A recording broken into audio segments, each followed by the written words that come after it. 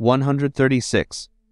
It is a very great incentive to mercy to share in others' misfortunes, to help the needs of others as far as our means allow, and sometimes even beyond them. For it is better for mercy's sake to take up a case, or to suffer odium, rather than to show hard feeling. So I once brought odium on myself, because I broke up the sacred vessels to redeem captives, a fact that could displease the Arians. Not that it displeased them as an act, but as being a thing in which they could take hold of something for which to blame me. Who can be so hard, cruel, iron-hearted, as to be displeased because a man is redeemed from death, or a woman from barbarian impurities, things that are worse than death, or boys and girls and infants from the pollution of idols, whereby through fear of death they were defiled? 137. Although we did not act thus without good reason, yet we have followed it up among the people so as to confess and to add again and again that it was far better to preserve souls than gold for the Lord. For he who sent the apostles without gold, Matthew 10:9, also brought together the churches without gold. The church has gold, not to store up, but to lay out and to spend on those who need. What necessity is there to guard what is of no good? Do we not know how much gold and silver the Assyrians took out of the temple of the Lord? Is it not much better that the priests should melt it down for the sustenance of the poor, if other supplies fail, than that a sacrilegious enemy should carry it off and defile it?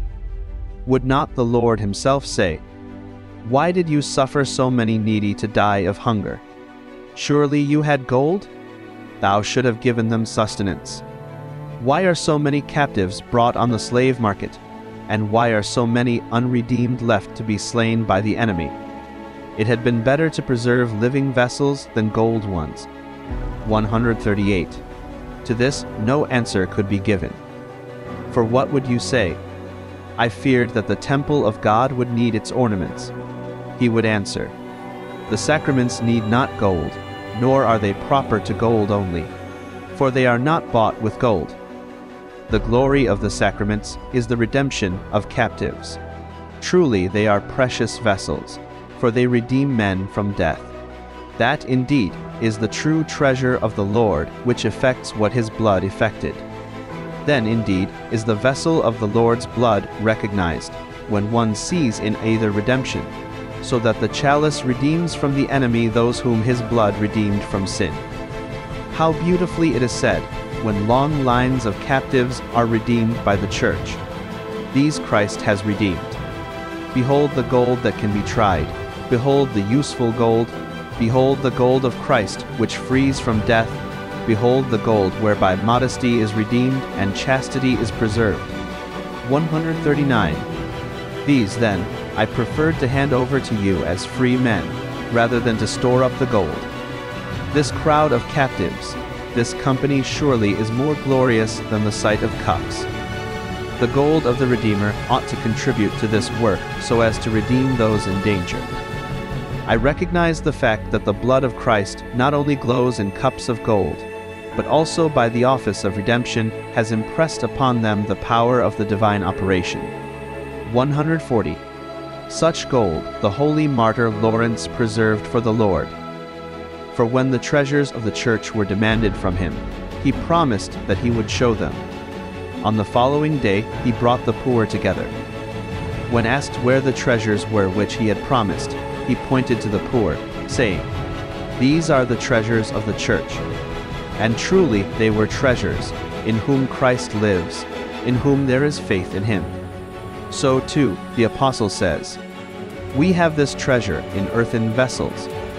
2 Corinthians 4:7. What greater treasures has Christ than those in whom he says he himself lives? For thus it is written, "I was hungry, and you gave me to eat. I was thirsty, and you gave me to drink. I was a stranger, and you took me in."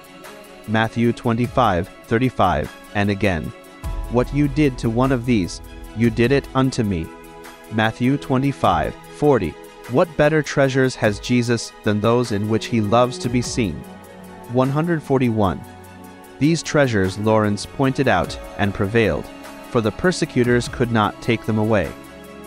Jehoiachim, who preserved his gold during the siege and spent it not in providing food, saw his gold carried off, and himself led into captivity. Lawrence, who preferred to spend the gold of the church on the poor, rather than to keep it in hand for the persecutor, received the sacred crown of martyrdom for the unique and deep-sighted vigor of his meaning. Or was it perhaps said to holy Lawrence, "Thou should not spend the treasures of the church, or sell the sacred vessels"?